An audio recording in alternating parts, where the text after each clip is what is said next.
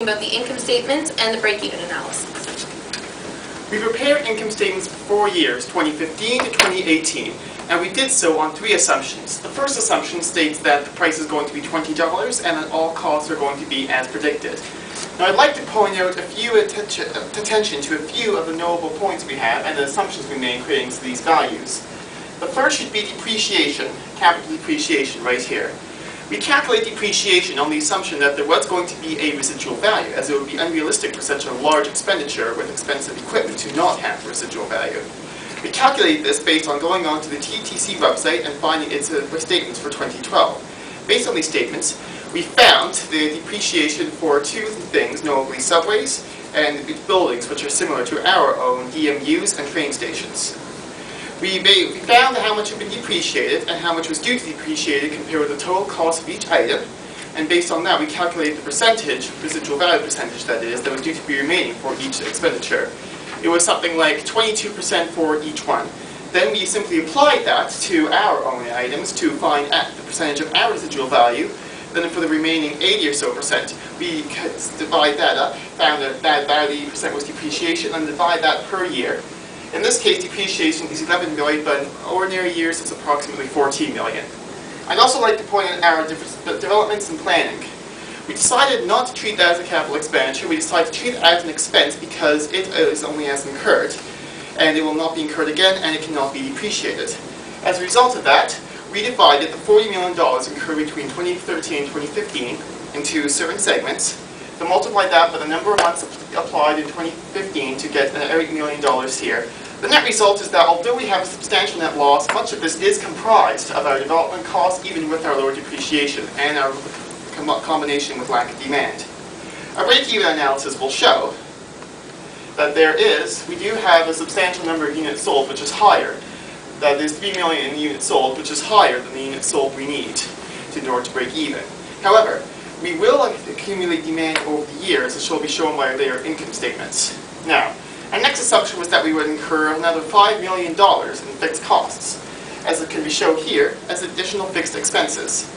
This $5 million adds to our fixed expenses and does decrease our profit, but it does so in a uniform manner throughout the years. So not further much analysis is needed of that. Only note that it does decrease our net loss and increases the number of units we need to sell by an even amount in the break-even analysis, which can be shown each year. Note that it's increased our units need to be sold by approximately 300,000. Finally, our third analysis rests on the assumption that our price would increase to $22.50. Note that even though our price has increased, our net loss is significantly higher. This is due to the fact that we adjusted for the fact that demand would dramatically decrease. As a result, we calculate how much demand would decrease by based on the amount of 70% decrease overall, and adjusted our units sold to match that, and then adjusted our price and profit. Our price could show, however, that even though our loss is significantly increased, we need to sell fewer units due to the higher price to make it break even. Now, our 2016 statements. Our development costs have all gone because now the service is in place, there is no further need for them.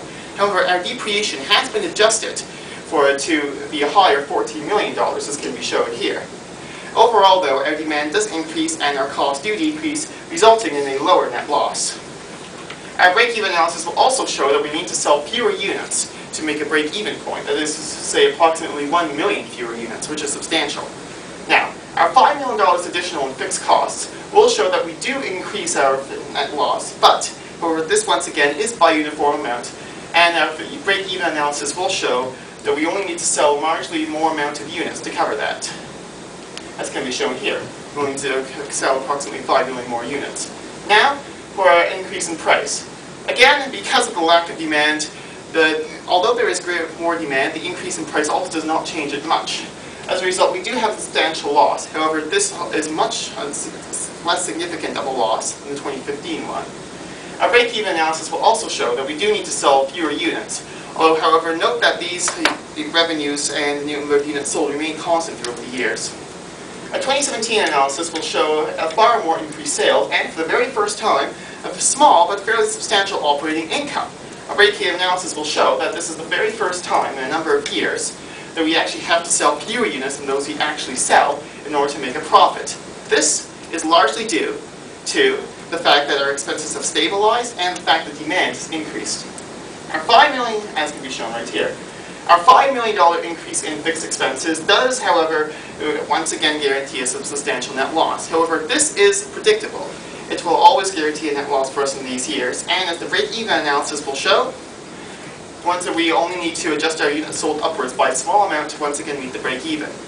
Now, our increase in price actually does, due to the higher demand, bring us a fairly more substantial revenue. However, this still does result in a significant net loss. Our break-even analysis will show, though, that every year we have fewer and fewer units to sell in order to make a break-even point, reflecting the increased demand. Finally, our 2018 statements. 2018 is the very first year in which our profits are in fact substantial. 4.5 million, again close to 5 billion. Our break-even analysis will show that also the number of units we need to be sold is far lower than the actual number of units we sell in order to make a break-even.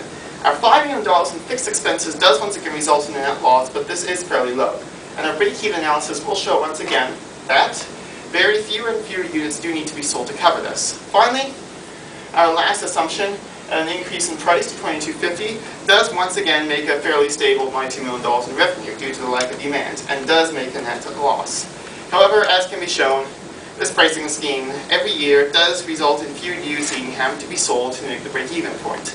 Now, we looked at all these income statements with a certain pricing scheme, that is either $20 to $22.50, but this is not realistic.